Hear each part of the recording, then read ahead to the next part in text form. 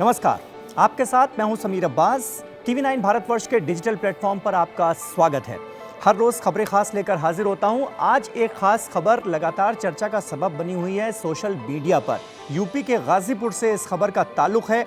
मस्जिदों में जो अजान होती है उससे इस खबर का ताल्लुक़ है, इसलिए जमकर इस खबर को लगातार लोग शेयर कर रहे हैं। लेकिन कुछ कन्फ्यूजन्स भी हैं। मुझे लगता है कि वो सारे कन्फ्यूजन्स दूर होने चाहिए। पहले आप ये जान लीजिए कि दरअसल गाजीपुर के जो डीएम हैं उनका ऑर्डर क्या था। कोविड-19 की वजह से इस वक्त देश में संकट की स्थिति है, ये हम सब जानते हैं। और कोविड-19 की गाइडलाइंस को हर जगह फॉलो कराया जा रहा है और ये इस वक्त सबसे ज़रूरी है। इससे ज़रूरी कुछ भी नहीं है, ये हम सबको पता होना चाहिए और सबको पता है भी। दरअसल गाजीपुर के डीएम ने, जिलाधिकारी ने एक फरमान जारी किया था, एक आदेश दिया था और उसमें जो मस्जिदों में अजान होती है उस पर पूरी तरह से पाबंदी लगा दी गई थी। यानी मस्जिदों में अजान के आप दो स्वरूप कह सकते हैं, एक तो लाउड स्पीकर के ज़रिए अजान देना और एक नॉर्मल वॉइस में अजान देना, ह्यूमन वॉइस में अजान देना। लेकिन गाजीपुर के डीएम का जो आदेश था उसके हिसाब से मस्जिदों में अजान पर ही पाबंदी लगा दी गई थी। अब इस मामले को चैलेंज किया गया अदालत में। इलाहाबाद हाईकोर्ट की चौखट पर यह मामला पहुंचा और आज जब उस मामले की सुनवाई हुई तो इलाहाबाद हाईकोर्ट ने इसको मामले को लेकर जो आदेश जारी किया है वो ये है कि मस्जिदों में अजान दिया जाना इस्लाम का इंटीग्रल पार्ट है, लिहाजा ये धार्मिक स्वतंत्रता के अधिकार के अंतर्गत आता है, इसलिए मस्जिदों में अजान पर पाबंदी नहीं लगाई जा सकती। सबसे पहली बात कि पाबंदी नहीं लगाई जा सकती अजान के ऊपर, क्योंकि ये इंटीग्रल पार्ट है। ये कहते हुए गाजीपुर के डीएम ने जो आदेश दिया था उसको इलाहाबाद हाईकोर्ट ने रद्द कर दिया है। यानी ये माना है कि गाजीपुर के डीएम का जो आदेश था वो सरासर गलत था।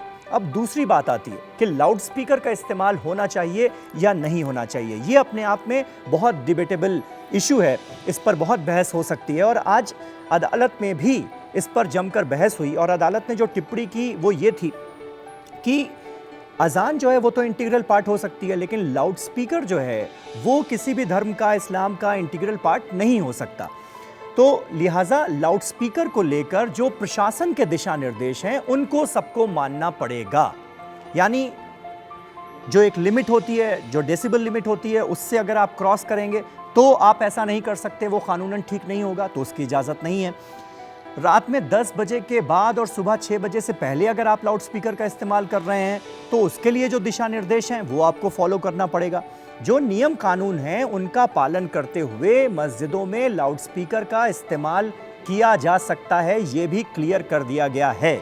यानी उत्तर प्रदेश का जहां तक सवाल है, प्रशासन से इजाज़त लेकर जो नियम, शर्तें और गाइडलाइंस हैं उनको मानते हुए अगर किसी मस्जिद में लाउड स्पीकर का इस्तेमाल किया जा रहा है अजान के पर्पस के लिए तो वो बिल्कुल सही है, उसमें कोई गलती नहीं है और ये जारी रहेगा। तो इस तरह से ये आदेश बिल्कुल क्लियर हो जाता है।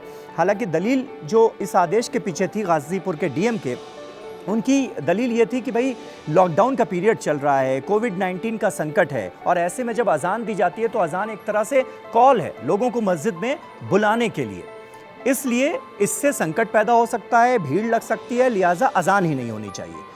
जबकि एक दूसरा पर्पस अजान का ये होता है कि अजान के ज़रिए जो आसपास के घर हैं उसमें जो भी लोग हैं जो मस्जिद नहीं जा सकते या फिर जो महिलाएं हैं, महिलाएं मस्जिदों में जाकर नमाज नहीं पढ़ती हैं, तो सुबह सुबह उनको ये पता चल जाए या बाकी जब भी अजान का वक्त हो तो उनको ये पता चल जाए कि भाई नमाज का टाइम हो गया है तो हम नमाज अदा कर लें। तो पर्पस ये भी है।